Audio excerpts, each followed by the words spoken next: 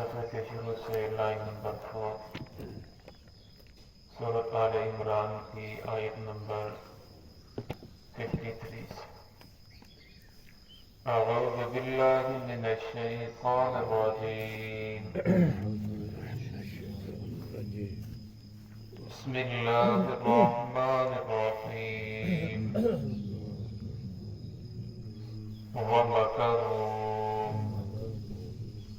ومكر الله والله خير الماكرين إذ قال الله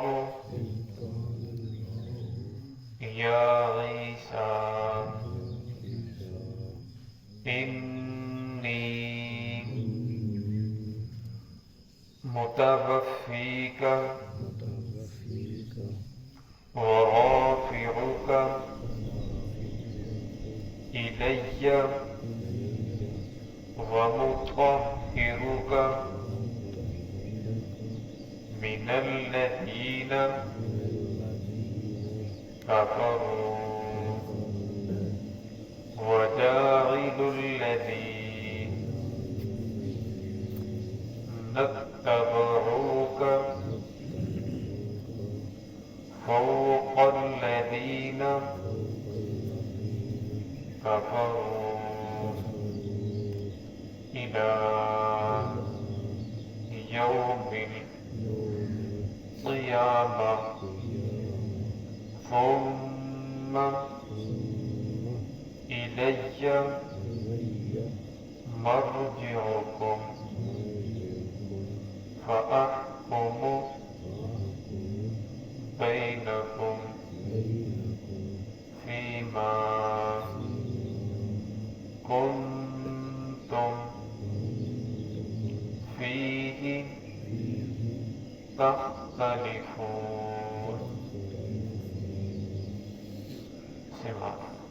بسم اللہ الرحمن الرحیم ومكروا ومكر الله والله خير الماكرين إذ قال الله يا عيسى إني متوفيك ورافعك إلي ومطهرك من الذين كفروا وجاعل الذين اتبعوك فوق الذين كفروا إلى يوم القيامة ثم إلي مرجعكم فأحكم بينكم فيما كنتم فيه تختلفون۔ ومكروا ومكر الله، اور وہ تدبیریں کر رہے ہیں، ومکر اللہ، اللہ رب العزت بھی ان کے خلاف تدبیریں کر رہا ہے، واللہ خیر الماکرین، اللہ رب العزت بہترین تدبیر کرنے والے ہیں۔ اذ قال اللہ یا عیسیٰ، جب کہا اللہ رب العزت نے اے عیسیٰ علیہ السلام، انی متوفیک، بے شک میں آپ کو پورا پورا لے لوں گا، ورافعک، اور میں آپ کو اٹھا لوں گا، الیہ اپنی طرف، ومطہرک، اور آپ کو پاک کروں گا، من الذین ان لوگوں سے کفروا جنہوں نے کفر کیا، وجاعل الذین اتبعوک، اور بلند کروں گا ان لوگوں کو جنہوں نے آپ کی اتباع کی، فوق الذین کفروا ان لوگوں پر جنہوں نے کفر اختیار کیا، الی یوم القیامہ قیامت کے دن تک، ثم الی مرجعکم پھر میری طرف ہی تمہارا لوٹ کر آنا ہے، فاحکم بینکم میں فیصلہ کروں گا تمہارے درمیان، فیما کنتم فیہ تختلفون ان چیزوں میں جن میں یہ لوگ اختلاف کر رہے ہیں۔ گزشتہ آیات سے عیسیٰ علیہ السلام کا تذکرہ چل رہا تھا کہ عیسیٰ علیہ السلام نے جب ان لوگوں کو حق کی طرف بلایا، دین کی طرف بلایا اور ان لوگوں کو معجزات بھی دکھائے، یہ پرانی روایات چلی آ رہی ہے، جب کوئی آدمی، جب کوئی قوم ماننے سے انکار کر دیتی ہے، پھر وہ معجزات کو دیکھ کر بھی انکار کر دیتی ہے، سامنے دیکھ رہی ہے کہ یہ معجزات ہیں، یہ انسان کے بس کی بات نہیں، یہ اللہ رب العزت کی طرف سے ہے،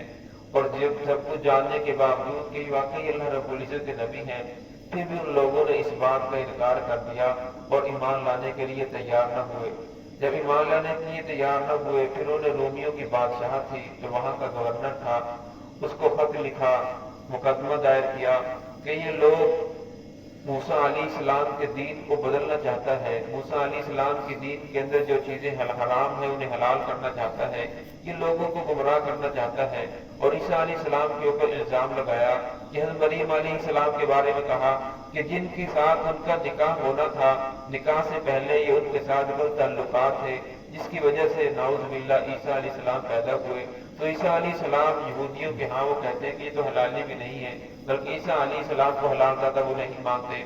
تو جب انہوں نے اس طرح کی تدبیریں کی اور بادشاہ کو جب پتہ چلا تو انہوں نے بھی حکم دے دیا کہ ٹھیک ہے عیسیٰ علیہ السلام کو قتل کر دیا جائے، سولی پر چڑھا دیا جائے۔ عیسیٰ علیہ السلام کو جب ان لوگوں نے اپنی تحویل کے اندر لے لیا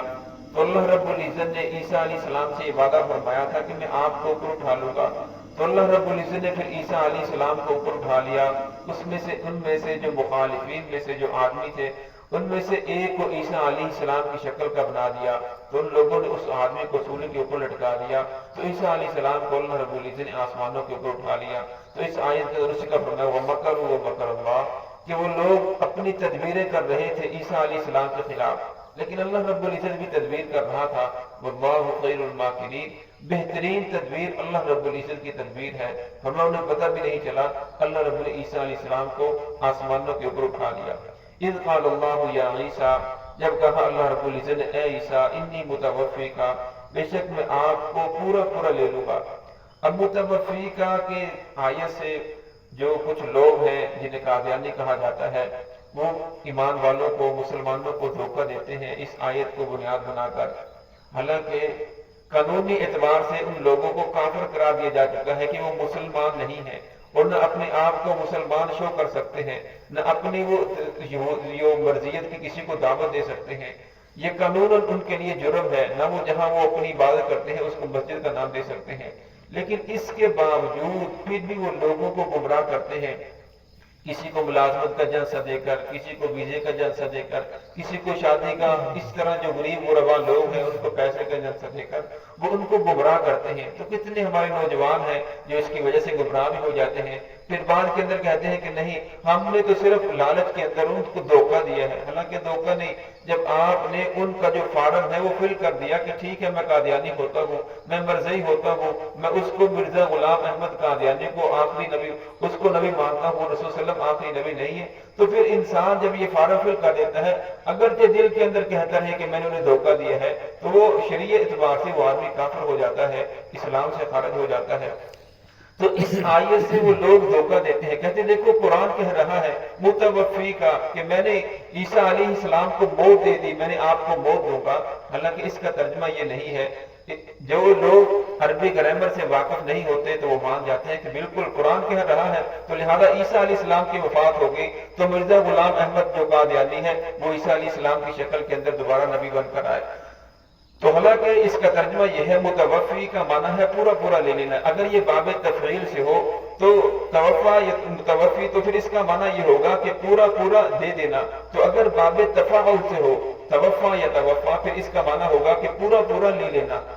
تو یہاں یہ باب تفاعل کے معنی میں ہے، تو اللہ رب نے فرمایا کہ میں آپ کو پورا لے لوں گا، یعنی جسم اور روح سمیت اللہ رب نے عیسیٰ علیہ السلام کو آسمانوں کے اوپر اٹھا لیا، ورافعوک اور پھر فرمایا میں آپ کو بلند کروں گا۔ حضرت ابن عباس رضی اللہ تعالیٰ سے منقول ہے، فرمایا اگر اس کا معنی یہ بھی کیا جائے متوفی کا کہ میں آپ کو موت دوں گا تو پھر اس کا مطلب یہ ہوگا، اس کا معنی یہ ہوگا کہ وہ لوگ عیسیٰ علیہ السلام کو سولی پر چڑھانا چاہتے تھے، قتل کرنا چاہتے تھے، تو اللہ رب نے فرمایا اے عیسیٰ